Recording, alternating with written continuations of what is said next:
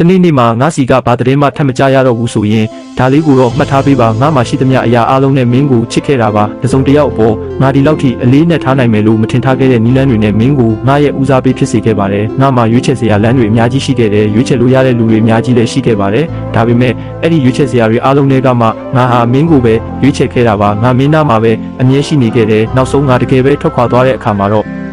ငါရဲ့ရှိနေခြင်းကမပေးနိုင်ခဲ့တဲ့ငြိမ်းချမ်းမှုမျိုးကိုငါရဲ့မရှိခြင်းကနေမင်းရရှိပါစေလို့မျှော်လင့်ပါတယ်ငါရဲ့အချစ်တွေကပြည့်စုံမနေခဲ့ရင်တော့အစစ်အမှန်တွေပါပဲအခုလိုမင်းကိုလက်လွတ်လိုက်ရတဲ့အချိန်မှာတော့ငါမပေးနိုင်ခဲ့တဲ့ပျော်ရွှင်မှုမျိုးကိုမင်းရှာဖွေတွေ့ရှိပါစေလို့ငါရဲ့အစိတ်ပိုင်းတစ်ခုကအမြဲဆုတောင်းနေမှာပါငါအကြောင်းကိုမင်းတရိယာမိတဲ့အခါငါတို့ရဲ့နှွေးထွေးမှုတွေရေမောတန်တွေနဲ့စကလုံးတွေမလိုခဲ့တဲ့တိတ်ဆိတ်တဲ့အခိုက်အတန့်လေးတွေကိုပဲတရိယာပေးပါနှုတ်ဆက်နေခဲ့တဲ့အချိန်က